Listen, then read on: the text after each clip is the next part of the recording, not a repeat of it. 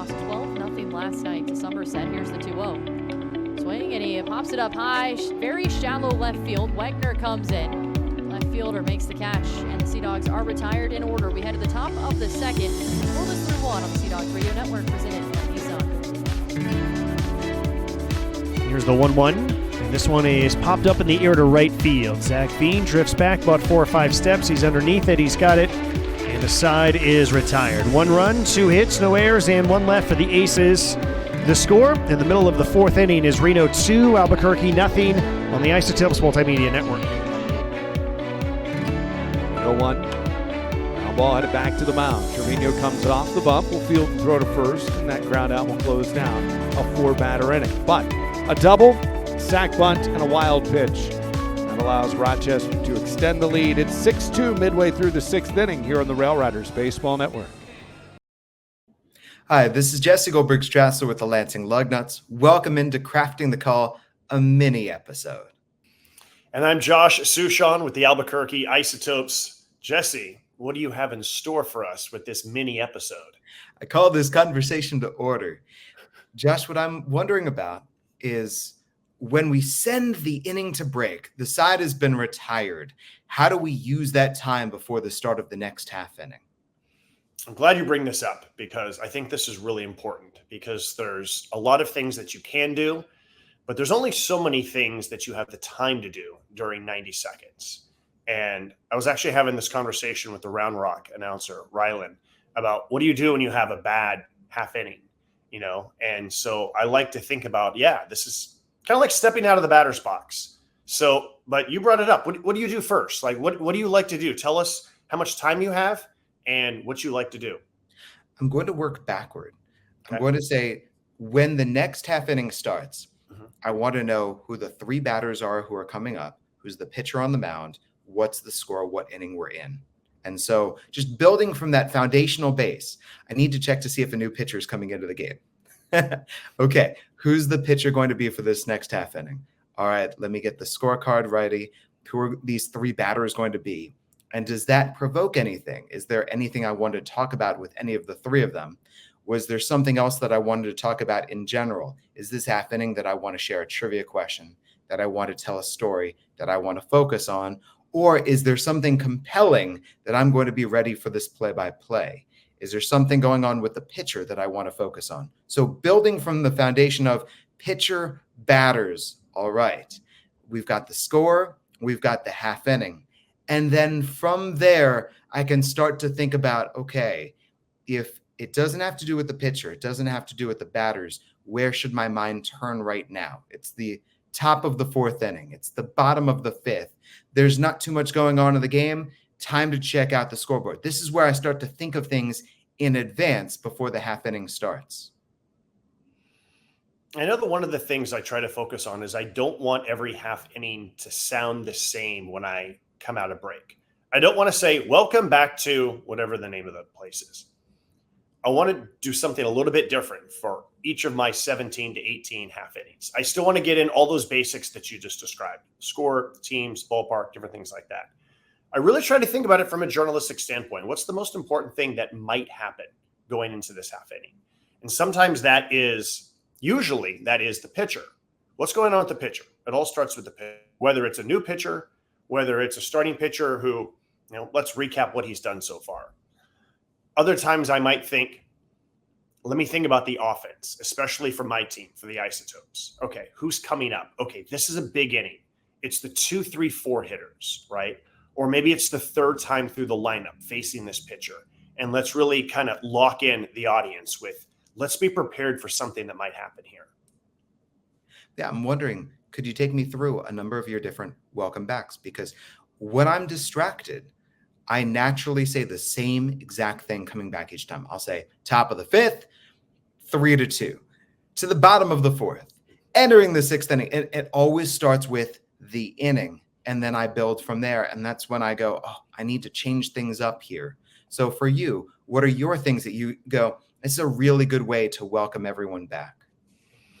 I might say something like, let me think here. So there's the obvious, there's the scorers. I think there's different ways you can say the score, Score is 5-2. Albuquerque leads Round Rock. or, there's Albuquerque 5, Round Rock 2 as we start the 4th inning. Sometimes I like to think about the number of outs that are left in a game as we get to the later innings. Albuquerque Isotopes coming to bat. They've got, they're I'm totally messing this up. I swear I'm a professional broadcaster. This is great. No, right? 9 outs left. Yeah, maybe it's Albuquerque Isotopes are 6 away from victory as we start the bottom of the 8th inning. They have a 4-2 lead over Sugarland, and then get into who the pitcher might be. I might go into something like that. I like to break the game down into, we've completed half of tonight's game. So maybe starting the bottom of the 5th, I might say, we have completed half of tonight's game. Now we start the bottom of the 5th inning. Maybe I'll say onto the middle innings now, top of the 4th, or onto the final third of tonight's game. Different things like that to break things down. And a lot of times in my mind, especially if both starting pitchers have completed 3 innings, then I might say, okay, here's a really good time to compare and contrast. Okay, this is what the score is, but this is how the starting pitchers got to this point. Maybe this person just gave up a solo home run, and the other one has walked 3 and given up 2 hits, but he stranded 4 and gotten a double play grounder. This is how many pitches each one of the starters have gone so far, and use the starters as a way to recap what's happened and how we've gotten to this score. So those are some of the things that I like to look at. I have a this day in Isotopes history. I generally like to use it in the 4th inning, and I always want to use it when the other team is batting. I never want to be talking about these stories that don't really factor into today's game when my team is scoring runs. I always want that to be when the visiting team, or just the opponent, I should say, is batting. Sometimes I do it in the 4th inning, but sometimes I will look at the scoreboard, Jesse, and go, okay, it's the 4th inning, and maybe there's a rehabbing major leaguer, and I want to focus on him. Or maybe it's the middle of the lineup here, or maybe even I know, okay, the pitcher may not last very long in this inning because I know he's got a pitch limit that he's about to. So maybe I'll wait until I get to the 5th inning. Or maybe it's a new pitcher already in the 4th, and I go, I just want to lock in on this new pitcher. I'll do it in the 5th inning, or I'll do it in the 6th inning, or something like that. Have you ever come back with the weather? That's something that my partner Adam does, and I find it fascinating. Blue skies above, whatever it is, it just sets the scene as you're coming back from break. When it's crazy weather, I definitely like to do it. I might say between, during our 90-second commercial break, blah, blah, blah has just happened, whether it's the wind, whether it's the sun is now out and the infielders and outfielders are looking up and checking with their sunglasses. If rain has occurred, if something drastic has happened, or even if it was, okay, it was raining when we went to commercial break, now it is pouring, or something like that, just to kind of, get into that. Maybe if it's a home game and the director is showing fans who are fanning themselves, then maybe I'll mention the weather or something like that as well. I love that it was raining, now it's pouring. That's so good because you've said farewell, now you're saying hello again, and by the way, here's what's going on now. That's so good to just intensify things right off the top. Yeah, I think it's really fun to think about the different ways that you can set it up, because here's the other thing, Jesse. This is where I feel like I've learned so much from critiquing other broadcasters, because when I get something sent to me and I'm listening, I'm really locked in on the first 30 seconds of what they say and how they set up the inning. And I know that having listened to easily 50, maybe 100 in my life of other announcers, I really learn, okay, this is what they did. This is what I really like. This is what makes me think this person is really good at their job. And so I've thought about that for how I come back from a commercial break.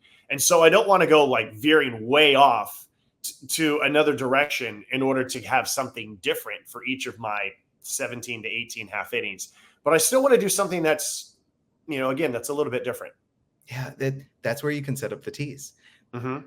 They're leading 1-0 because of so-and-so's home run. Due up second this inning. Whatever it is that you can set the stage for and then build right into. I remember tuning into a Vin Scully inning, and he said, during this inning, I'm going to tell you about Tommy Lasorda walking back to the hotel after the ball game. That's coming up. Let's start up the 7th. And I'm going, all right, let's listen to the story and let's listen to the 7th. Yeah.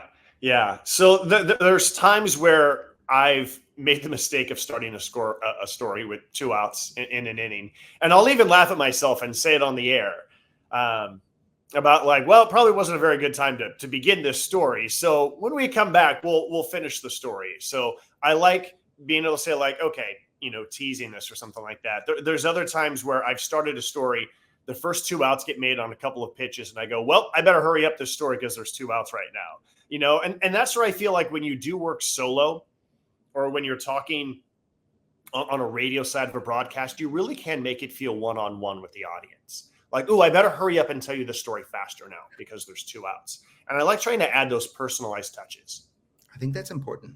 I think that someone listening in should feel like you are calling the game to them. And if you don't have that, and if you're just the announcery style, that causes the disconnect.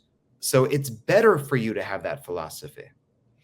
Okay, so you started this by coming out of the break. Let's go the other direction. Going into the commercial break and the time that you have between half innings. What do you like to do? If I am ready, if I'm aware, I once heard a broadcaster talk about the guys who were coming up. And I remember getting so excited because there was a batter that I was looking forward to seeing. He's coming up when we go to the bottom of the 8th inning. And so if I have the presence of mind, I love being able to say, here's who's coming up, or here's who's going to the mound. There's something that you should look forward to. There's also something that we've very much worked on, Adam and I.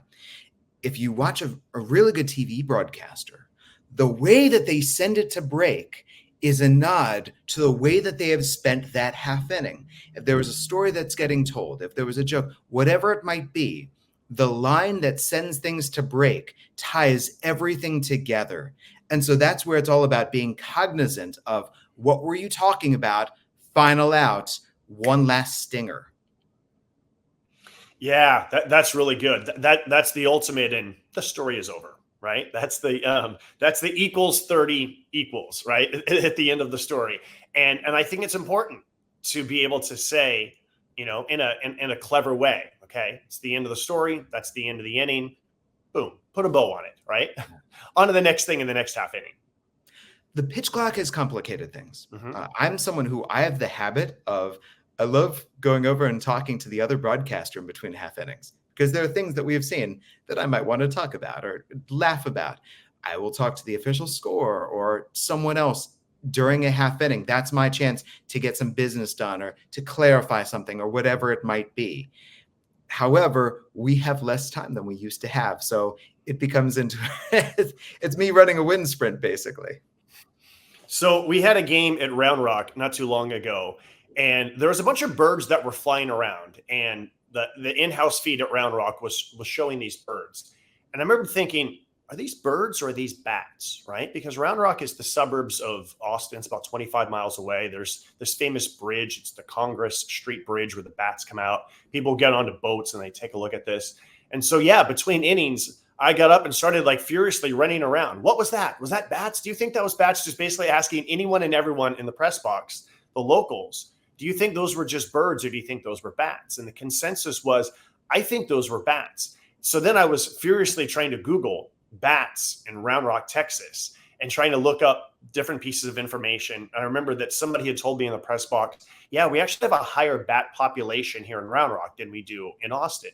And so I am furiously trying to become an expert on bats in Round Rock during my 90-second commercial break, and then getting back into the broadcast and doing one of those where you're typing things on the laptop, quickly trying to read things, keeping your eye on the game, trying to describe things, and trying to set up the story that says, okay, here we are in the bottom of the 5th inning. In the top of the inning, there was something flying around. And then trying to set up the story while trying to get more details and then ultimately trying to pay off the story properly. I don't know how good of a job I did of it, but I do enjoy the challenge of something happened that doesn't normally happen. And it's the 5th inning of game 5 of this 6-game series. And I want to talk about this right now.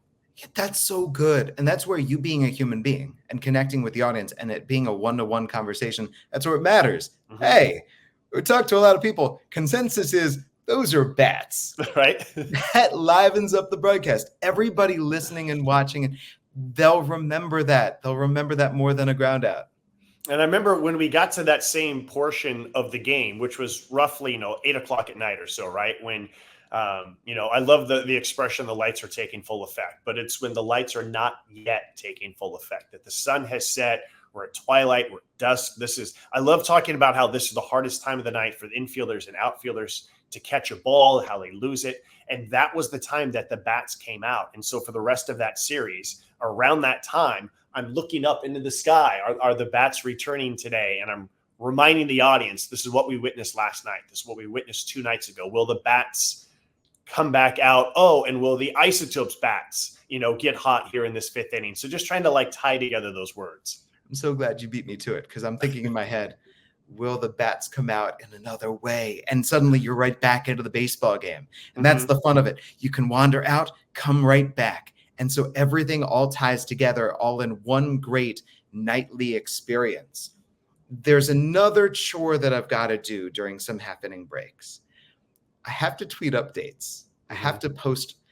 If something happens in the game, it's on me to say, hey, something happens. And when I'm working with a partner, sometimes that means that I can clip a highlight from the Diamond program. Maybe I need to clarify something. If I'm looking at game day and there's a new substitute in the game that I'm going, the PA announcer, the official scorer, I recognize this and I don't think that they did. Then I have to run around and say, so-and-so in right field, so-and-so in left. Because when we're on the road, the uniforms are very difficult to make out who they are. So I need to make sure, as the visiting media relations person, that everybody is clear before things start. So there are other aspects of my job that invade into the broadcasting side. And you only get 60 seconds, right, Jesse? Yeah, I get 60. That's not a lot of time. How often do you find yourself still trying to clip this highlight for Twitter as you're trying to go back on the air and broadcast? It's difficult. And I've got a music bed that can buy me a little bit more time. But even then, sometimes I run out of time. And that's where it's understandable. Bring things back and just try to set the scene.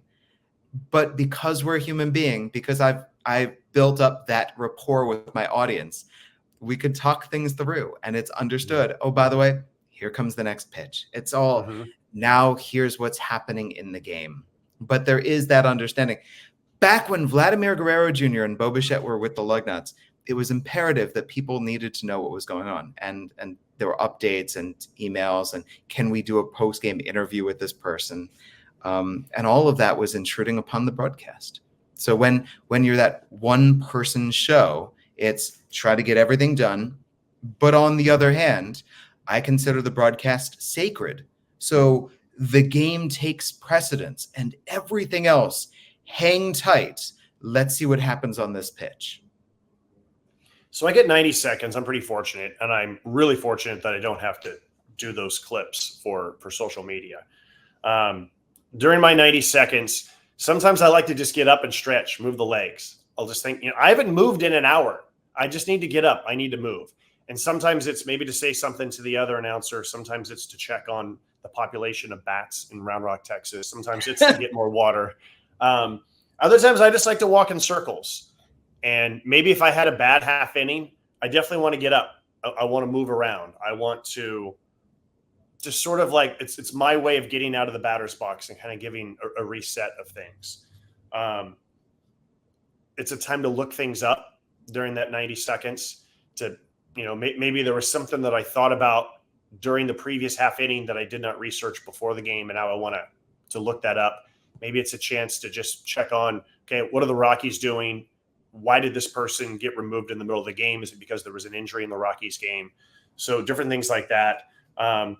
Sometimes I just want to just stay locked in, keep the headphones on. I like making sure that I know exactly how many pitches that the starters have thrown so far. And so I want to make sure that I have those in my scorebook so that that's ready to go. And other times I just want to take the headphones off and give my ears a break. And I feel like I need to do that more often because by the end of the game, just having the earphones on, man, I just feel like just my brain is just exhausted from hearing the crowd and hearing everything else that goes on, the commercials, everything. Let me throw something else out there at you. And I'll just circle back around. When I have a bad half inning, I will say to myself, I'll stand up, stretch it out, and try to figure out where did things go wrong there? Oh, I was late. I need to get earlier. Or I need to understand their defense better. I was looking down. Or simply, I'm just a little bit slow, or my brain is a little bit tired. What can I do to help perk things up? But another way that I spend my time during the half inning, I love watching a pitcher warming up. I love watching the shape of the pitches. I now have TrackMan or Hawkeye, so that way I can check the spin rate and go, okay, understand here's what they throw and here's how I can identify this is the slider, this is the splitter. And that way I am helping myself scout this pitcher and getting to know them better. So I'll be prepared when the half inning begins. Yeah, I like that. I'll especially notice if the pitcher throws one all the way to the screen, and there's usually a reaction from the crowd. And at that point, I'll start to watch the pitcher a lot more closely to think, okay, was that just one bad pitch and he shakes it off? Or all of a sudden, is he throwing another one that's not close? Normally it doesn't matter how many balls and strikes a pitcher throws between innings. But if he just threw one to the screen and now his next couple are not close to the strike zone, that's going to be in his head when he starts pitching for real. And so that can be an important storyline as well. Sometimes I'll look into the dugout depending on the angle. I'll get the binoculars out. Maybe somebody missed a sign, right? And there's just like these confused looks on people's faces, like, I thought you were going to run. Why didn't you run? And I want to get on the binoculars and see, like, was there some sort of conversation? I might want to look into the dugout to see, is the starting pitcher, did they just do a quick fist bump? That means he's probably staying in the game. If they shake his hand and they're all smiling, okay, he's probably done for the night, type of thing. I think there's a lot of just insights that you can pick up if you do have that angle into the dugout. You don't always, to be able to just get a sense of like, okay, this is the energy that's going on in the dugout, and maybe there's something noteworthy that I can use next half inning. Here's something else. Do you see the superstitions? Do you see this is how this guy enters the field or exits the field? And maybe it won't help you on your broadcast, but it can help you in an interview with that player where you say, tell me, why do you do this? How did this start? Yeah, that's a good idea. I should probably do that a little bit more. I don't notice those superstitions as much. I try to notice when the starting pitcher slowly walks back out to the mound and when he sprints back to the mound. And I think it's interesting when the pitcher sprints back to the mound that he immediately jumps out of he's ready for the next half inning. But then I also think if he is hustling out of the dugout immediately, that means I better not mess around at the end of the half inning because I'm going to miss the first pitch if I do not get us to a commercial break fast enough. We need to be in rhythm with the pitcher above everybody else. The way that we broadcast has to be in rhythm with that pitcher. That way we know when the pitchers are coming and we know when to slide in everything else in between pitches. So let me ask you this as well, especially at minor league baseball. We do a lot of goofy promotions. Some of them land really well. Some of them kind of bomb. How often, or maybe I should say, what are the types of moments in which you would come back from a commercial break and describe what just happened between innings? There was a promotion I remember seeing on the road that was pull the polyp, and they brought out the human body and you had to pull the polyp off. There was a promotion that I saw where it was titled, Are They Dead? And it was sponsored by a funeral home, and they'd name famous people, and you had to say if they were dead or not. And if you won, you could get a discount on your own funeral. Yes, I love talking about what I see in between innings. Here's what just took place on the field, or here's the game that they just played, or here's what is happening that you just missed as we're coming back for the fifth inning. I'm probably more likely to mention between innings things that happen in Albuquerque at home because I want to kind of sell this is the fun that happens. So we have a chili pepper race that's super popular. If something goes astray from the usual kind of like script or format, then those are the fun times to mention. If there was a really close finish in the chili pepper race, or if someone is doing a dizzy bat race and they still need help getting off the field because they're so dizzy, that's why the game is not starting this immediate second, I'll be more likely to mention things like that. For road games, really, it's only when it like is unique. I mean, let's face it, there's a lot of the same promotions that everybody steals, right? Everybody does the Simba Cam. But I think that if something is different and it really lands, the people are really into it, and you can still hear a palpable buzz in the stands because of what happened between innings, then I think that's an important message to get across to the audience about the energy that's here because of this just happened. Yeah. I mean, the Zooperstars generally run long. Mm-hmm. And so when we come back, I generally do need to say, here's what's going on the field right now. And now we'll continue. By the way, I love the Zooperstars. Big shout out to Dominic and everybody with the Zooperstars. They're the best. It's super fun.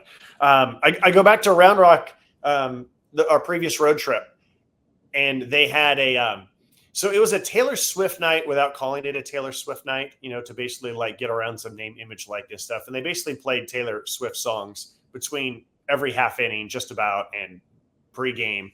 And there was a different energy in the ballpark. You could just look around and you could just see that there was some people who were attending the baseball game who probably don't normally attend baseball games, right? With what their outfits were and the different props that they brought. And I thought it was really fun. And there was one inning in particular that it just turned into like this massive karaoke. And everyone's just singing a Taylor Swift song. And I wanted to mention, this is what's happening here. And this is like the energy that we're bringing into this half inning because of this T Swift song. That's beautiful. And that once again connects everyone with the ballpark, which I think is an important priority for the broadcaster, is you are bringing people in. And whether it's someone at the stadium with their earbuds in listening to you and you get to enhance their experience, or whether it's largely everyone who can't be there and you're saying, this is what it's like here. That's a really important facet of our jobs. Yeah, I also like mentioning the song that is being played at the ballpark, especially if it's like bottom of the ninth inning. Here comes the Rocky theme, right? Or here comes some like AC/DC type of song. And so when the commercial break ends, I'll intentionally be quiet. Maybe I'll even turn up the crowd mic a little bit more so that you can hear that song, and then maybe I'll come out of the break saying a little AC/DC to get the crowd going here for the bottom of the ninth inning. Isotopes need 1 to tie. They need 2 to win it, or something like that. I think there was a game earlier this year when I mentioned something like, well, the Rocky theme helped inspire the Isotopes to tie it in the ninth. Now in the bottom of the 10th inning, let's see if AC/DC can do the same thing, or something like that, just to kind of bring in, this is what it feels like to be at the ballpark. These are the songs that are being played to try to fire up everyone. This is all that we've talked about during 60-second to 90-second break when we're not broadcasting, when we're getting ready for it. I didn't know how long this conversation on it would be, but this was important to me to break things down with you. Anything else that you wanted to share before we wrap things up and send it to break? These phones, one of the things I'm trying really, really hard to do this year is don't look at your phone unless there's absolutely positively something that you must respond to. Just whatever it is that someone is trying to tell you, it can wait.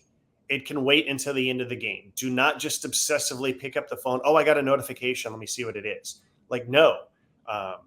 I wish that I could put my phone in my backpack so that I never have to stare at it at all during the game. But just in case there's some type of message that I need for the broadcast, I try to keep it close enough.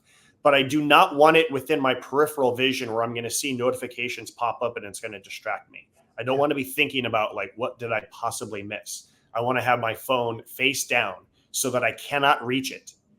And then maybe every once in a while, just take a quick peek in case there's something. I get enough messages on my laptop, which I have up, so that if there's something really important from one of my coworkers, then I can get to that. But also, I used to have this thing where I'm like, oh, let me like text friends between half innings and respond to something. And now I'm like, no, I don't need to do that. That is a bad habit to get into. I just want to focus on what I have. I want to give my brain this 90-second break to do all the different things that we just discussed. That can wait. And I think that's a really important thing, is to just know what can wait until later. There was something about multitasking. I'm trying to remember what I read, that anytime that you check your email or do something in the midst of whatever else it is that you're doing, it throws you off track, takes you out of the zone, and it takes a certain amount of time for you to get your attention back on track. And that's what this does. It takes you out of wherever your mind and you want it to be, and it puts it somewhere else. And it's difficult for you then to lock back in on your broadcasting. Yeah. And look, it just, all of us do this in society, right? We're all just constantly like looking at our phones because we get these notifications. And it's something that I've made a conscious effort. Sometimes I'm good at it. Sometimes I just get into like, I fall back into that habit of like, oh, what was that? And that's why sometimes those things that we've described, watching the pitcher, getting binoculars out to check the dugouts, thinking about different storyline coming in, that helps me, that helps us as broadcasters stay focused on what we can do the next half inning to be ready, to be prepared, instead of, oh, what is this latest notification I got? Yeah. Or checking, did I get a notification? Oh, not yet. How about now? Yeah. Yeah, exactly. I'm glad you brought this up, Jesse, because this is a lot of times when we talk to people who don't really understand what we do, and they just say, oh, well, when do you get a break? And you say, well, you get about 17 90-second breaks, or in your case, 60-second breaks. And so what do you do with that time? And sometimes that's, I'm thirsty. So get something to drink at the start of the inning break, right? Don't do it right before coming back on the air where you're still trying to swallow. So all these different things that you learn in order to give yourself those moments to be at your best for the next half inning. That really is you learning yourself and understanding how to optimize yourself in order to get things set. When we're going to the ninth inning and when we're going to the bottom of the ninth and there's that chance for a walk-off, that's where I'm getting very much into myself and saying, don't push too hard. Just stay light with it. Stay on top of things. If the moment is big, remember to let it breathe.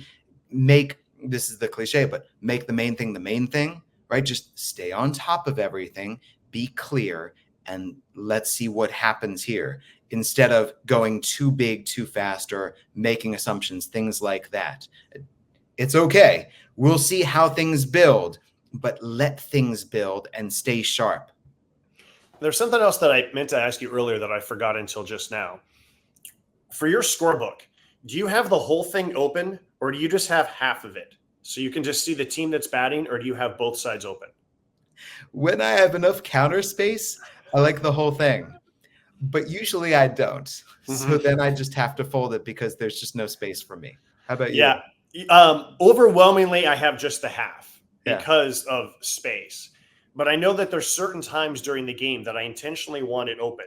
Yes. So that I can see, compare and contrast both. And I think that's so good. And I think that's especially the case especially like if it's extra innings, okay, and there's the zombie runner that starts at second base, and you're trying to just kind of like look at this whole thing. And I think it's important to know in your mind, in the bottom of the 10th, the Isotopes will have the 3, 4, 5 hitters coming up, right? So that you can mention those different things, and just that you can get just like a wider view of everything without having to constantly flip back and forth. And even when you mentioned earlier about this player is coming up next, when the scorebook is open like that, it's a whole lot easier to just have your eyes train over this way to say, rehabbing major leaguer Chris Bryant is coming up second when we come back, and then go into your tagline.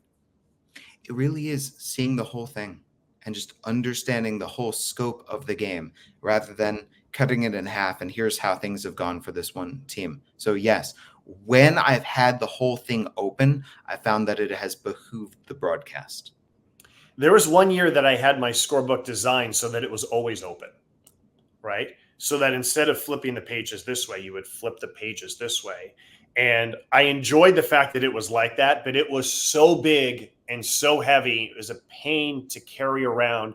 And yeah, there's some minor league press boxes where you just don't have the countertop space. And it just became too cumbersome. And so I went back to flipping the pages this way. And yeah. The equipment is here. The computer is here. The scorebook is here. Whatever else you need. I need rosters, and I also like to have team stats taped down somewhere, whether it's on the wall, whether it's right here in front of me. It's, everything that we make sure is to put us in the best place to succeed. I very much, I will spend half inning breaks turning my game notes for my team, for the opposition, to the page that I want to concentrate on. Okay, Their lineup is coming up. Let's go to their hitter page. Let's talk a little bit about their starting pitcher. So I've just got that ready in front of me in case I want to grab that and talk about something that I've highlighted. I love the 60-second or 90-second commercial break when you become an expert on this new pitcher who just came into the game. That's the first time you've ever seen this person in your life. Oh, well, you mentioned Googling the bats. I'll go, oh, he attended this school. I've never heard of this school. Let's find out about it. Ooh, notable alumni. Right? Yes. Yeah. And I think those things become important when it's not a close game. And look, in the Pacific Coast League, we have a lot of games where it gets out of hand. Even going back to what you do at the end of the half inning, if it's an inning where there's just a lot of walks, a lot of runs, it's just a really long half inning. I feel like I need, regardless of how my performance was, I feel like I need to stop, take the headphones off, and just kind of move around and then just kind of like exhale from just the quantity of things that just happened in this half inning, that I need to let my brain kind of calm down. And I mean, look, I feel like the hardest broadcast is when the pitcher can't throw strikes, when there's just walk, walk, walk. No one feels worse than that pitcher, but there's just a different energy in the game when there's that many walks, especially when it leads to a whole bunch of runs. And so I try to change my energy during that half inning to come back with, okay, whatever just happened with that pitcher, with that batter, with that umpire's call, with my own performance, it's all new again in this half inning. That's strong. That separation of this half inning is over. This half inning is about to start, and it's different. I think about how much prep work a football broadcaster puts into calling a game, and you as a broadcaster of football, how much work it takes, and then how much prep work you put into calling a basketball game and a baseball game, because it's every single day. But each half inning really is its own thing. And here are these three batters, and here's the pitcher that they're going to face. And there's a new story that is going on here. Yeah. Yeah. It's really easy to take that time for granted and to waste it. And sometimes you're not wasting it when you do nothing. Sometimes doing nothing is the best thing. Recharge. Get a sip of water. Right. Yeah, exactly. Josh, time for us to take a break, I think. Yes, absolutely. Good topic, Jesse. I enjoyed this one. Oh, me too. We're talking about all aspects of the baseball play-by-play broadcast. For Josh Suchon, the voice of the Albuquerque Isotopes, I'm Jesse Goldberg-Strassler with the Lansing Lugnuts. This is Crafting the Call.